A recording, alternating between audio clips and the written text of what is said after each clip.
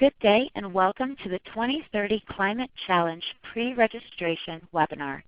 Today's conference is being recorded. At this time, I would like to turn the conference over to Talia Gibbous. Please go ahead, ma'am.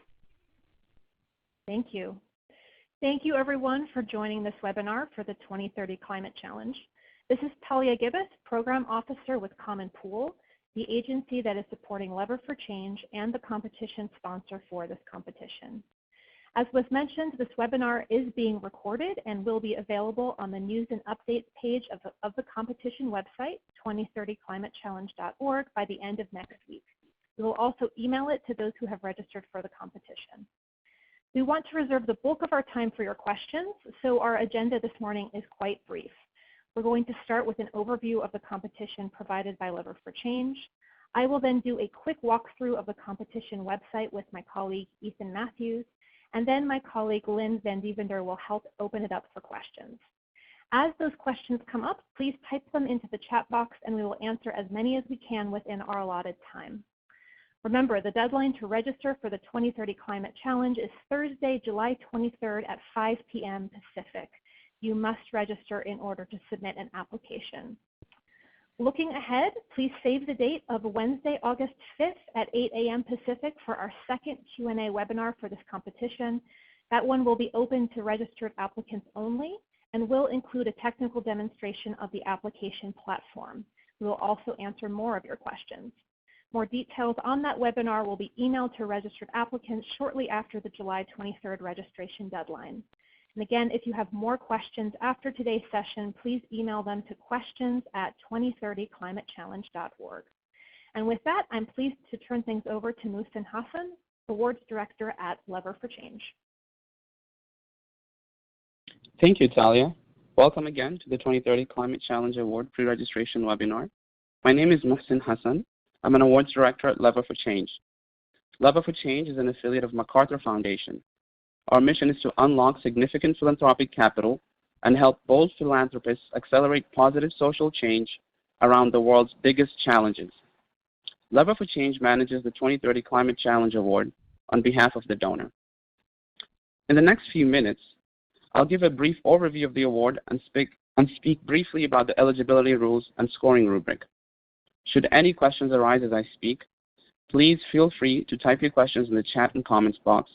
We've allocated the last portion of this webinar to answer your questions.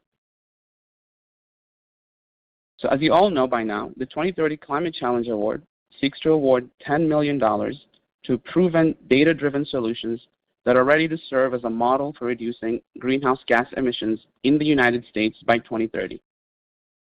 This challenge is specifically looking to support solutions to reduce greenhouse gas emissions in the buildings, industry, and/or transportation sectors. This award is sponsored by a donor who has chosen to remain anonymous at this point. However, should you proceed to the finalist stage and later stages of the competition, the donor will reveal themselves to those participants. To clarify, there will be a single award of $10 million payable over 5 years. Should you advance to the finalist stage and are selected as the awardee, you will enter into a separate grant agreement with the donor. In this grant agreement, specific details regarding the periodicity of payments, milestones, and reporting requirements will be outlined. We encourage you to please assess your fit for this award by filling out the organizational readiness tool and register by the deadline of Thursday, July 23rd at 5 p.m. Pacific time. The registration process is quick and very straightforward. Once you've registered, complete and submit your application by Thursday, August 20th at 5 p.m. Pacific. As you work on your application, please refer to the scoring rubric on the website. The rubric outlines the criteria upon which your proposal will be evaluated in the peer-to-peer review phase, as well as the evaluation panel, should you make it to that stage. As mentioned before, and as highlighted on the website, this challenge is open to any solution that is led by a nonprofit organization registered in the United States or a team that is led by a nonprofit organization. I encourage you to refer to the rules section of the document so you can clarify and ensure that your organization is eligible to participate in this competition. At this point, I'll talk a bit more about the criteria and what we would consider a strong proposal. There are 4 key criteria, each with a score of 1 to 5, as indicated on the website. The first criterion is impactful. This criterion really seeks to assess the evidence and strength of your solution, and as outlined, while you work on your application, ask yourself, does the proposal that you're outlining present evidence that your solution will actually decrease greenhouse gas emissions in the building, industry, or transportation sectors in the U.S.? Furthermore, is your solution sufficiently ambitious to achieve the proposed results, and does it outline a plan to measure and demonstrate results? As you can see from a score of 5, a strong proposal is really one that will be shown through rigorous evidence and one that is also driven by data and outlines a clear strategy that demonstrates a significant reduction in GHG emissions in one or more of the key sectors that we've outlined. We also expect or consider a strong proposal to demonstrate ambitious breadth and depth, as well as outline a robust measuring plan. This criterion is really ensuring that your solution is compelling and there is ample evidence that attests to the impact of your proposed strategy. I highly encourage you, as you work on your proposal after registration, to please continuously refer to the scoring rubric. The second criterion is feasible. This is really very straightforward. This criterion is really about your team's capacity to successfully implement your proposed solution, as well as an implementation plan that adequately addresses the risks and barriers. As you'll see from a score of 5, under this criterion, we really want to see the skills, capacity, as well as relationships that your team brings to the table. Do you have a team of accomplished experts with a demonstrated record of success, as well as a strong coalition of partners that also includes a detailed budget and a rigorous implementation plan? We recognize that the challenge we actually want to address is multifaceted, and that is why we highly encourage folks to think about partnerships and collaborations that will allow you to work efficiently and effectively across the various sectors or within the sector that you choose. The third criterion is scalability. We're really interested in a solution that has the potential to work in other contexts while still being effective. So this criterion aims to interrogate that regarding your proposed solution. In addition to being scalable in other contexts, a strong proposal will also include a solution that is indeed replicable and or well-positioned to become a model for other contexts, while being led by an organization or a team that is truly prepared to scale the solution. Again, please refer to the scoring rubric so you can see the various scores and the range under this criterion. A range of 5 indicates that a strong proposal will be one that is clearly adaptable, retains its effectiveness, and is easily replicable and has great potential to serve as a model while being led by an organization that has the capacity and is at the right moment in terms of its preparation to scale. Last but not least, the final criterion is durability or durable. A strong solution will be sustainable beyond the 5-year grant timeline. As you develop your proposal, you should ask yourself whether your proposed solution will create a lasting reduction in emissions in one or more of the key sectors that actually extends beyond the 5-year grant timeline. Additionally, do you outline a mitigation plan for risks associated with changes in key personnel in the political, market, or social environments? Since we launched in April, the pandemic has really turned the context in which you all are working, almost entirely upside down.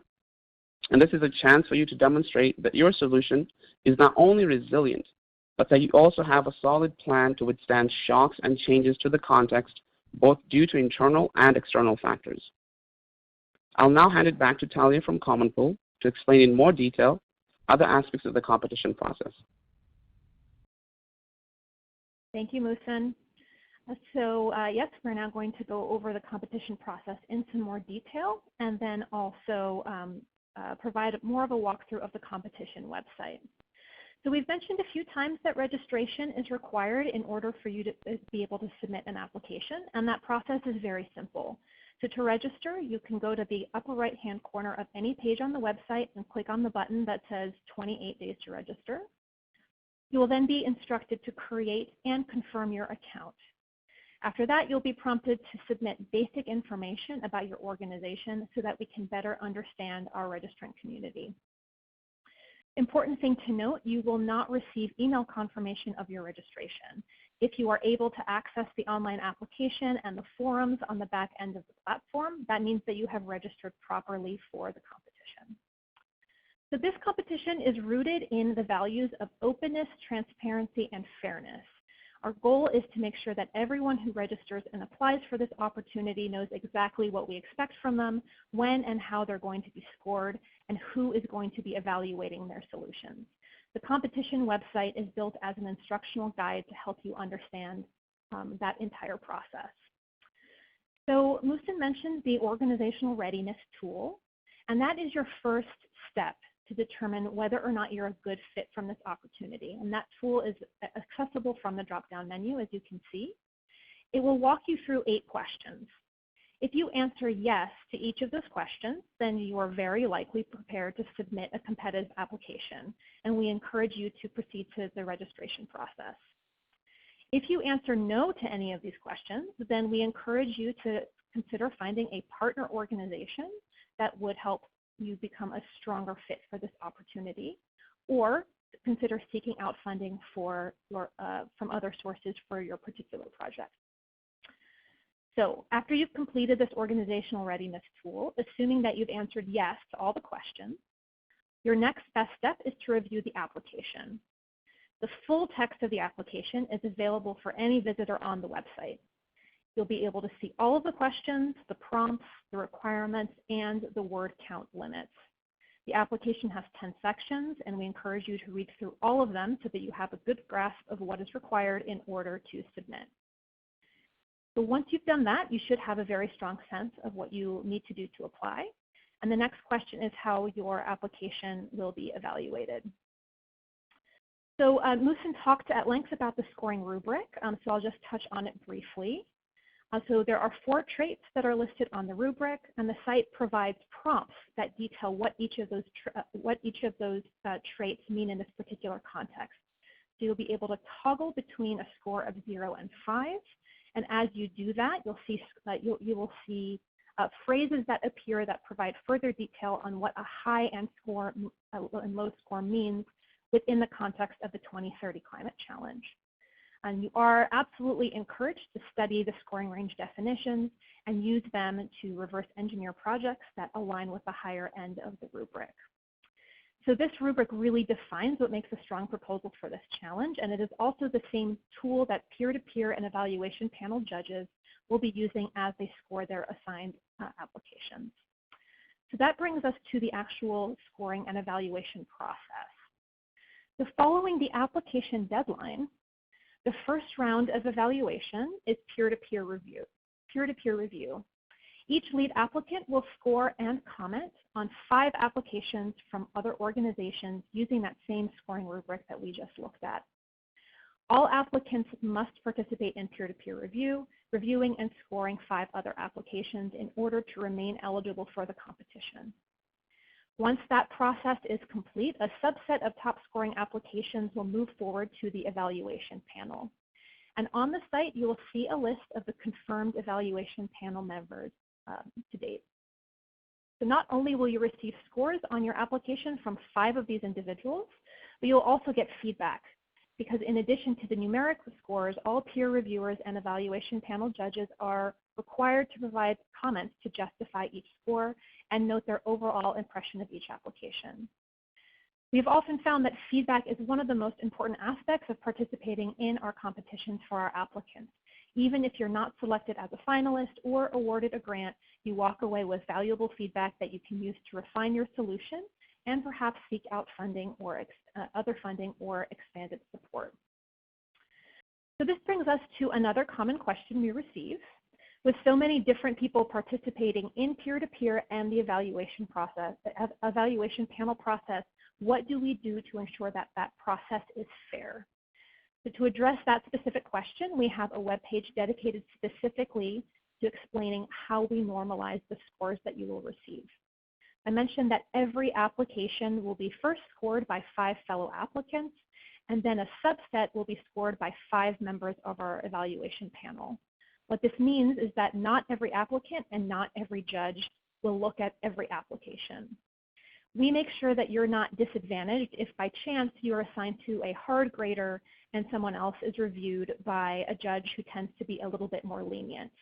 In brief, all scores are normalized. So if you scroll through the page that we are looking at right now, which you can access through the menu and clicking on level playing field, you can read a lot more details about how that particular process works. So there are a few other items on the website that I just want to point out to you. The first is the rules page. And that page provides all of the legal stipulations for teams that govern their participation. It also goes through the eligibility criteria and lays out all the terms and conditions required for everyone who's participating. And then we also have a timeline page that details each phase of the competition. As you've heard a few times, registration is required and it must be completed by Thursday, July 23rd at 5 p.m. Pacific in order for you to be able to submit a proposal. And then you're able to scroll through the timeline to see the other deadlines. The application deadline is Thursday, August 20th at 5 p.m. Pacific. And then peer-to-peer review, which I mentioned is required for people to be able to advance to the next phase of the competition. That will take place over a period of 3 weeks beginning the second half of September. And we list the dates here in order to help you plan your time accordingly. Reviews will happen independently over this time, and applicants will be using our online scoring platform to evaluate and comment on their assigned applications. And then the timeline goes on to list all other key dates related to the competition, so we encourage you to take a look at that as you are able. This website also includes some other helpful areas like news and updates, which we will continue to post more information on as the competition progresses. And then also there is a Q&A section on the front homepage that outlines some of the most common questions that we receive about this competition. So we encourage you really to take your time to read over the website in its entirety. It contains a lot of useful information that will help you through this process. And with that, we'd love to move on to the open Q&A portion of the webinar. Please add your questions into the chat if you have not already, and we'll get to as many as possible. Please note that in order to ensure fairness, we are not able to provide guidance specific to your proposed solution.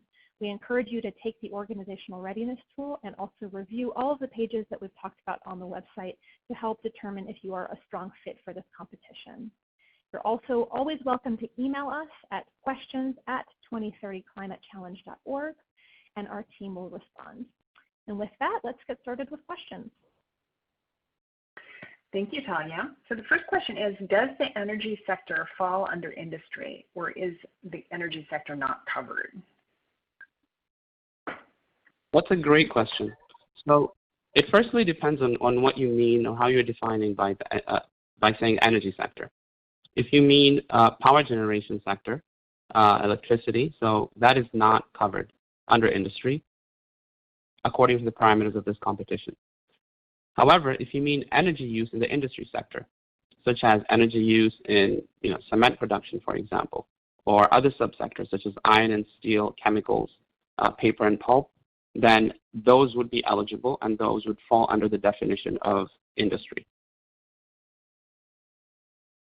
Thank you, Mason. Can a nonprofit 501c6 apply?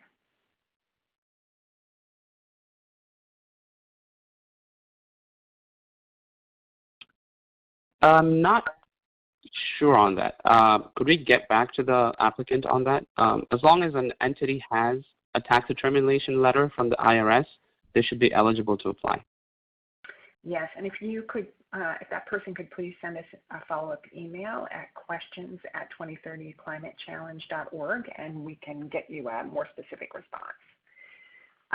The next couple of questions have to do with budget and the grant period. So should the budget be based on a 10-year period, and then to confirm that the grant will be for 5 years? Yes. At this stage of the competition, we anticipate the grant to be over a 5-year period.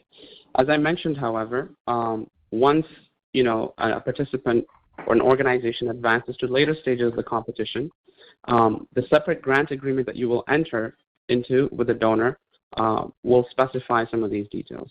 And there will be some flexibility in regard to how the fund or the funds are dispersed. So there will be some flexibility in that area. However, at this stage, we do ask you to plan for a 5-year grant timeline, which would mean that your budget would be over 5 years. Do we need to identify all partners at the time of registration, or can they be specified in the proposal due August 20th?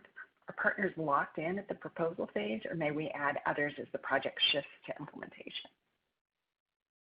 That's a good question. The registration is really meant to ensure that the lead applicant is registered in the system and has access to the system. Nothing will be locked in terms of your application.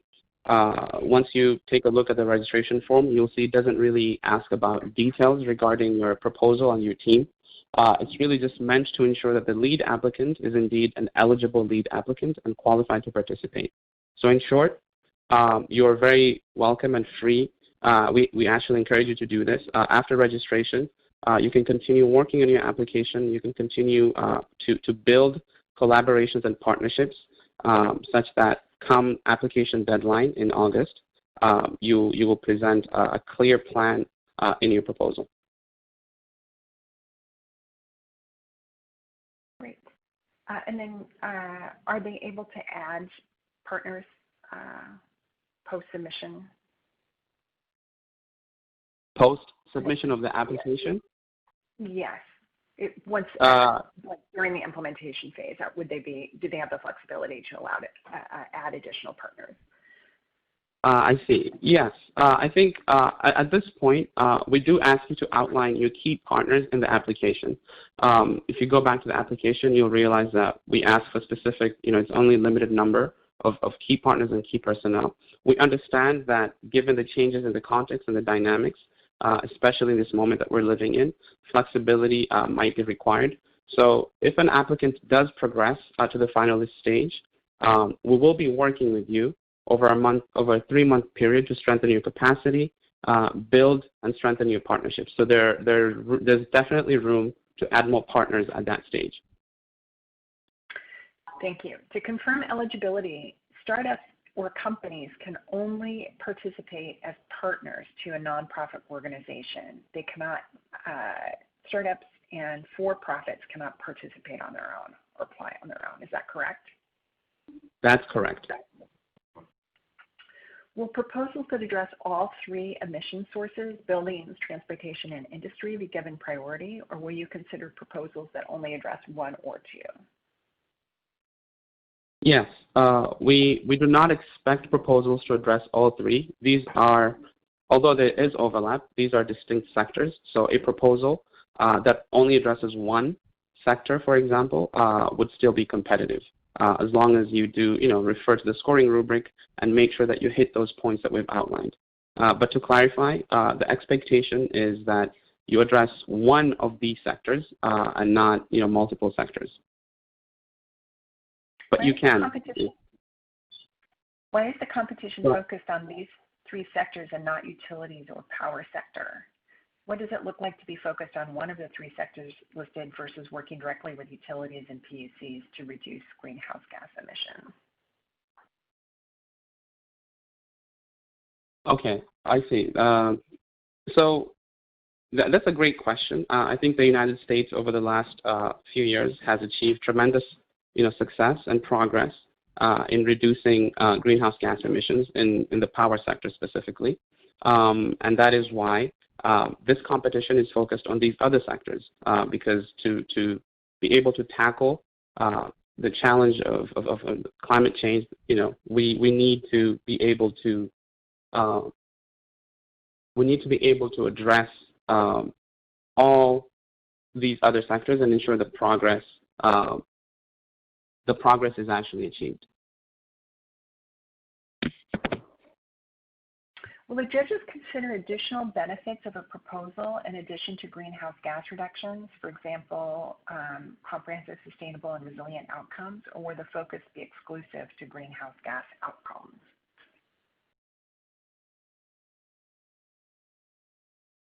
Could you repeat the question? Sorry.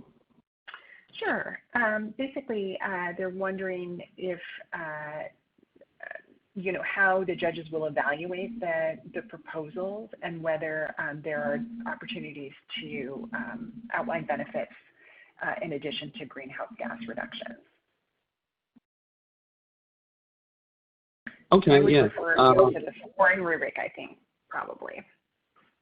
Yeah. No, I think judges will consider, benefits of a proposal in addition to greenhouse gas reductions. I mean, that will only strengthen your application. However, the scoring rubric is quite detailed and outlines, the key kind of focus areas that judges as well as peers will be looking at. So, if you stick to the scoring rubric, your proposal will be considered strong.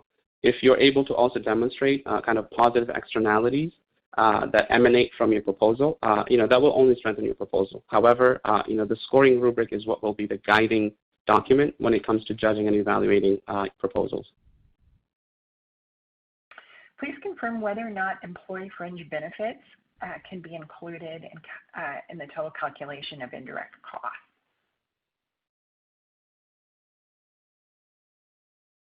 Yes, so we have outlined a specific indirect cost policy, so I urge you to go back and refer to that.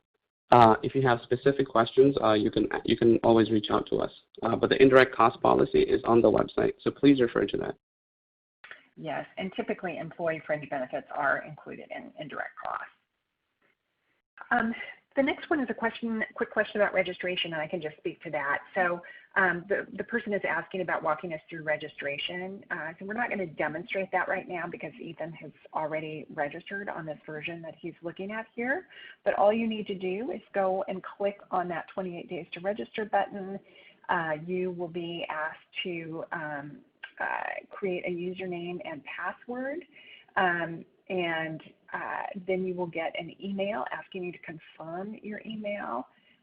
Then you're able to log into the system and you'll be asked to accept the terms and conditions. And at that point, you'll enter into the dashboard and you'll be able to complete what we call step 1 of registration, which is step 2 of registration, which is basically your contact information. And then once you've completed that, you'll be able to go ahead and work on your application. It probably takes all of about 5 minutes to complete the registration process. So we encourage you to go ahead and do that if you haven't already, even if you're not certain that you're going to apply at this point. The next question is, does an application have to be national in scope, or is state-based or regional approach eligible? Yes, a state-based or regional approach is eligible. We don't expect, a solution to be able to address all kind of geographic parts of the United States. However, we do welcome and encourage solutions that, seek to address more systemic challenges that, might be at the national level.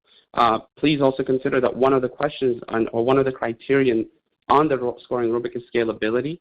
So while we don't expect your solution to be currently, working in, across all states in the United States, please, we do encourage you to outline. We encourage you to outline how, your proposed solution, even if it's currently in a state or in a specific region, could be scalable and could serve as a model to other parts of the United States. Does the 25% threshold extend down to potential indirect costs built into subcontractor rates, or are subcontractor costs to be counted entirely as direct project costs?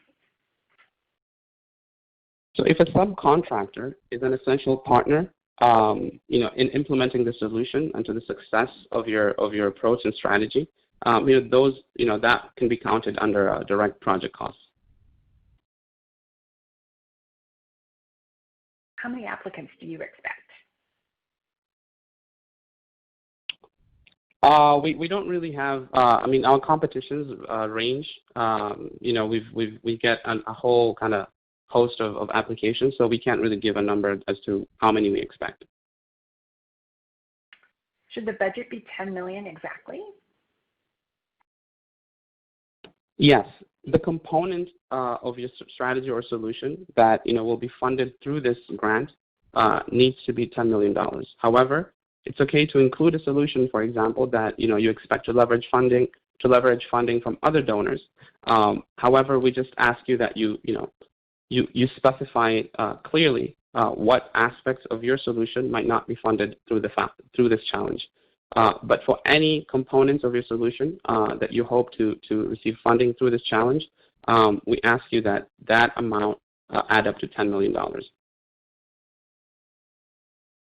And just to confirm again, the grantee would have 5 years to spend the award. Yes. Has the donor provided guidance on preferences for spending? For example, would references be preferentially be spent on human capital, physical assets, or both?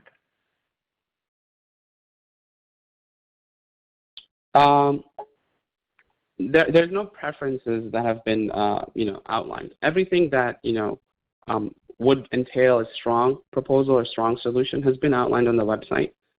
So if there's been no indication that there's a preference towards how you spend the solution, if we have a limit on advocacy or lobbying and other things, all those have been stated clearly in the rules. So I encourage you to go back and refer to the rules document. However, there are no preferences listed as to how a grantee should spend the money. We expect the funding to go towards the solution that you've outlined in your proposal. Can part of your team be a startup company with new green technology?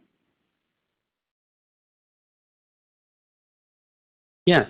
As mentioned earlier, we encourage collaborations and partnerships.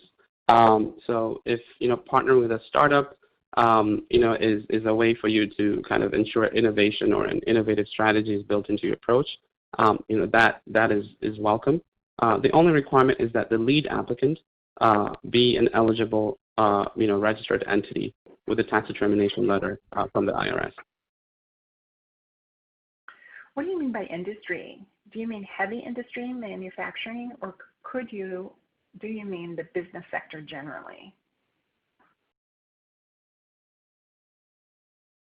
As specified in my, I think the first question we had, by industry we mean heavy industry as well as manufacturing. So subsectors like cement production, pulp, and paper.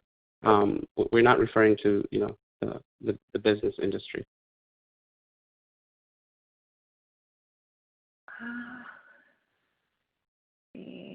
Following up on the energy sector question, what about emissions in oil and gas production? Is this counted as industry?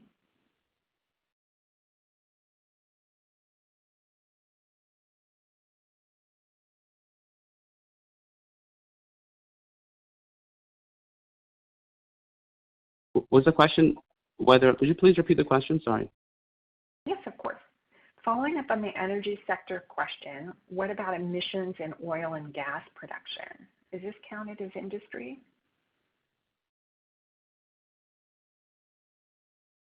Let me please get back to you on that. I believe that is most likely under energy, but please send us an email at questions@2030climate and we'll send a clarification response.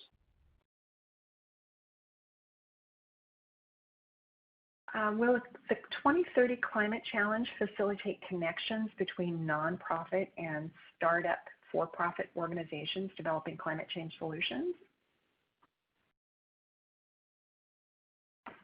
Yes. As we mentioned, partnerships and collaborations are valued as part of level for change competitions overall. we give applicants this 3-month period between launch and application submission time. So specifically, one of the things we would like you to do is actually try to seek other partners as you think through your solution and build some of these collaborations. We do not provide an avenue for you to meet others who are also working in the sector at this point. We will be able to do that at later stages should your application advance to the finalist stage.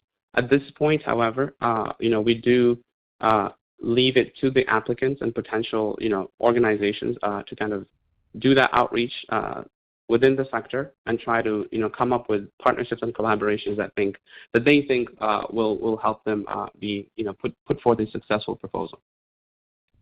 Yeah, and just to add to that, if you are someone who's looking for a partner, there's some possibility that you might be able to find one within the back end of the system. So I do encourage you to go ahead and register, and then we have a forums section on the back end of the system that's only accessible to registered participants, and you could certainly post in there and mention that you're looking for partners. No guarantees, but that's another option.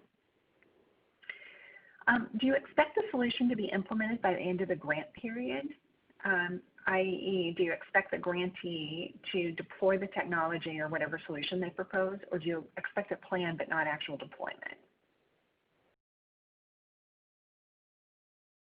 Yeah, we think the expectation is that you do have a plan that outlines how you will deploy, how you'll implement your solution. The 5-year period is what we expect to be the funding cycle at this stage. But if a solution will be implemented over a longer period, there is flexibility there. As I mentioned, the details on the implementation, the reporting mechanisms, or even outcomes and milestones will be specified if an application is actually selected in the separate grant agreement that you'll have to enter should you get to that stage. Does the donor define the metrics by which significant greenhouse gas reduction will be measured? That's a great question. So we don't have a threshold that we have specified, and this is deliberate. As you can see from the scoring rubric, what we have outlined is, showing through evidence and data in the sector that the impact that you're proposing is indeed achievable, and we will leave it up to the evaluation panel of experts that we've put together, to determine the significance of the approach that an applicant is proposing. We do not have a specific threshold, and we have not specified any thresholds, as you can see from the scoring rubric.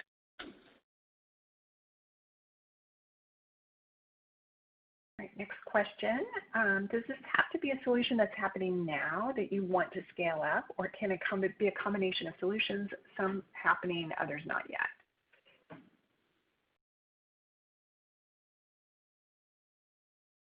Yes, so we're looking for something that is scale ready, something that is also data driven and evidence based.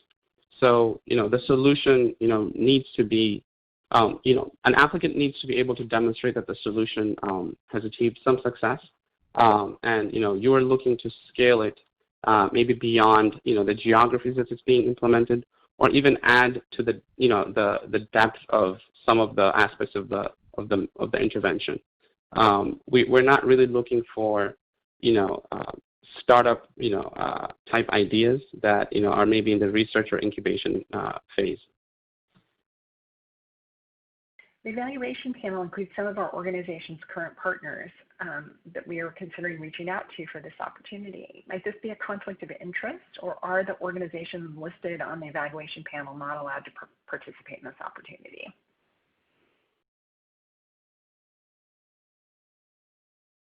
Could you please repeat that question again, then?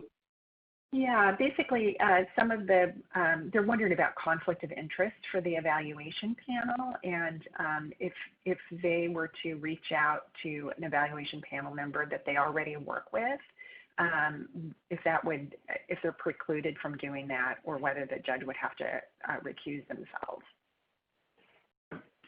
Yeah, that's a great question. So we have a clear recusal policy that we communicate with our judges. We understand, a lot of the folks you've already seen on the evaluation panel are, leaders in the sector. We do not preclude a potential applicant from reaching out to the judges. So, feel free to do that. If a judge chooses to join an applicant team, for example, they're also free to do that. We'll just have the judge recuse themselves. We've also communicated this, to the judges, so they are aware of the recusal policies, and Love for Change will handle that. So on the applicant side, please don't worry about, the recusal policy. We have a clear policy that we communicate to our judges. We encourage you to think of, putting together the strongest possible application, and if that entails, having folks who are currently on the evaluation panel as your, on your team, then you're welcome to do that. Would infrastructure like water treatment facilities, airports, transit facilities count as buildings, or is this focused only on commercial and residential buildings?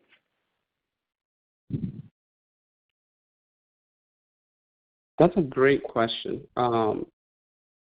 Let me get back to the applicant on this question. Right now, the kind of definition that we have of buildings would entail, energy emissions in buildings in both kind of commercial and residential. Depends on how you define some of these, entities that you've mentioned. I mean, some of them are commercial buildings, but we can give a more detailed answer through email. So please follow up with the specific question and clarify exactly what you're asking through questions at 2030climatechallenge.org. Similar question about project eligibility. What about the intersection of energy and transportation and vehicle electrification?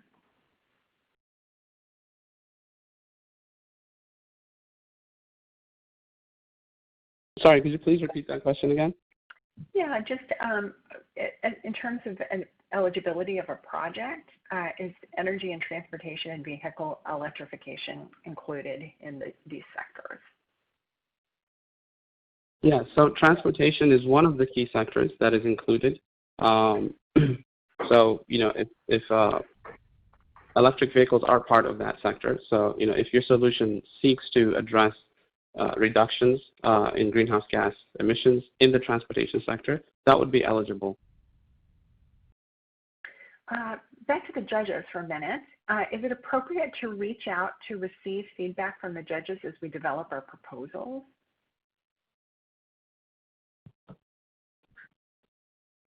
Again, yes, we don't want to, restrict the ability of the applicants to develop the strongest possible solution. As I mentioned, we do have clear recusal policies that we've communicated to our judges. So, one of that would include if a judge is part of an organization or has, ties to a certain organization, then, we would have to recuse them from at least, evaluating the proposal from the organization, with which the judge has ties. However, we do not want to restrict you. So if you do have ties to some of these judges and you're able to reach out to them for them to look at your application before you submit them, please feel free to do so. As we've mentioned, we want you to be able to develop the strongest possible solution and proposal, before you apply. But Muhsin, just a clarifying question, that's only if they have existing relationships in place, correct? We do not want them to just reach out to judges as they're developing their proposals. That would be a conflict of interest. Yes, but that recusal and conflict of interest will be, it has been communicated to judges, so they will have to disclose that if they choose to actually, respond to some of these inquiries. I'm sorry, just to be clear. So if they do not have an existing relationship with a judge, I don't think it's okay for them to reach out to those judges, is it?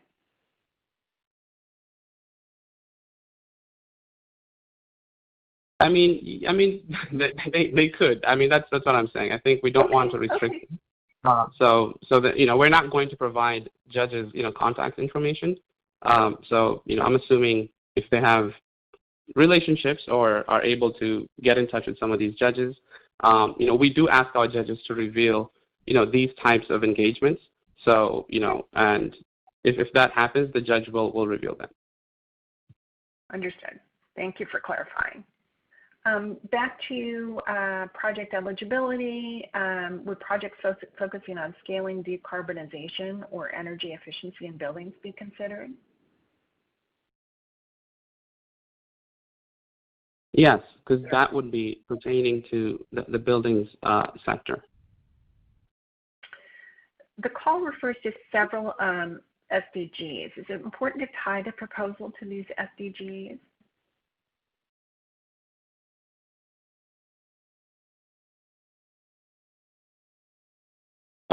By the call, do they mean the application? The application. Mm-hmm. Yeah, the application. Yes, I mean, we've outlined the SDGs. That's largely for our purposes in terms of tracking, internally and ensuring, we are kind of part of the global development agenda.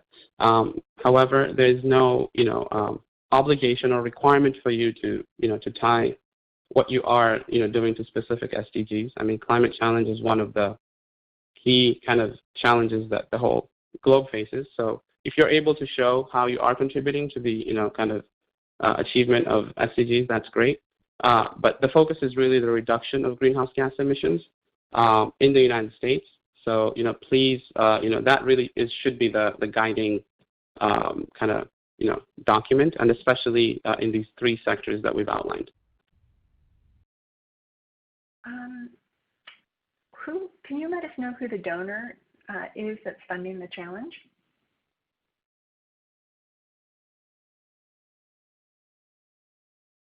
So sorry, did they ask who the donor is?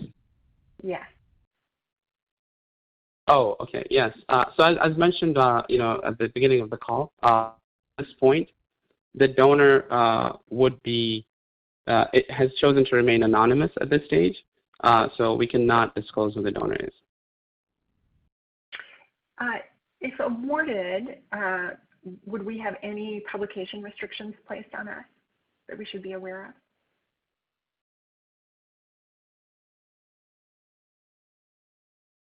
of? Could you clarify what did you say? Publication restrictions? Yes. If they want to publish their results, are there any restrictions around that lever for change where the donor might place on them? Oh, yes. Okay. No, there are no restrictions if you want to publish results. We do have a policy on the website that outlines level for changes guidance on intellectual property and the treatment of intellectual property. So I urge you to go back and refer to that. Is there an advantage for a high-profile national organization to lead a collaboration, or will the strengths of the whole package of partners be weighed equally? That's a great question. Yes, as outlined in the scoring rubric, we are going to look at the strength and the comprehensive nature of a proposal. So there is no requirement that the lead applicant be a well-known national entity.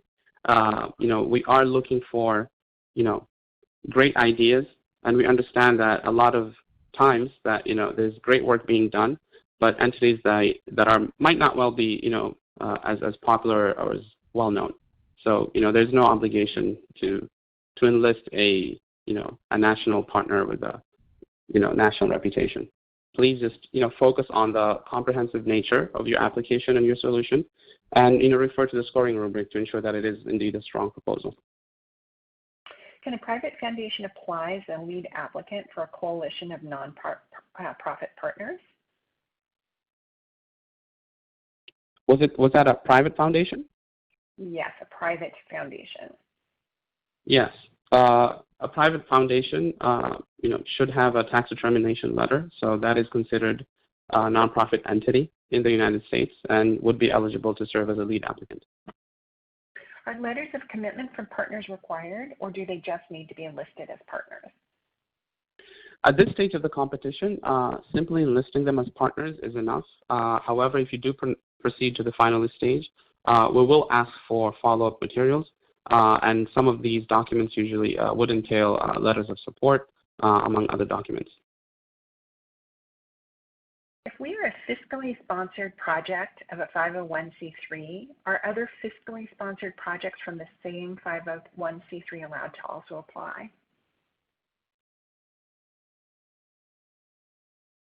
That's a great question. So in terms of, that would fall under kind of multiple applications from the same organization. I again encourage you to go back to and refer to the rules. In cases where they are distinct and different, separate solutions or proposals that might be related to an organization with multiple affiliates. It is possible to do that as long as the registrant is from a separate email address and a unique individual. So please refer to the rules for more details on how to submit multiple applications that might be housed under the same kind of broad entity. Are policy-focused approaches at the state and or local levels as welcome as project and program-focused approaches? Yes, policy approaches are welcome and eligible.